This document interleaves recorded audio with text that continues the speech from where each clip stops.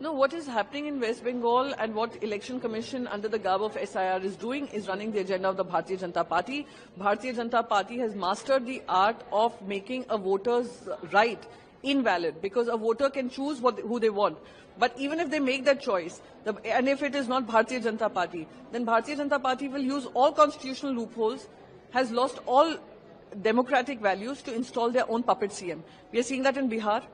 We are seeing this play out through Election Commission of India in West Bengal. We've seen how CBI, income tax, ED were used for Jharkhand, for Delhi, and we've seen what has happened with that particular issue in the courts. It does not stand scrutiny of law. And we've seen it in Maharashtra, where you split parties, you split my political party to be able to come to power. And through ECI, now they're invalidating voters also. I would want to ask a question to the Election Commission of India. If you're wiping off so many names from electoral rolls, what have you been doing? How did they get on these rolls firstly, if they were, illegitimate? So this is something for the Election Commission of India to tell us, that are they also at the mercy of the government of India, that they have also, totally become submissive to the authority of the government of India. How do you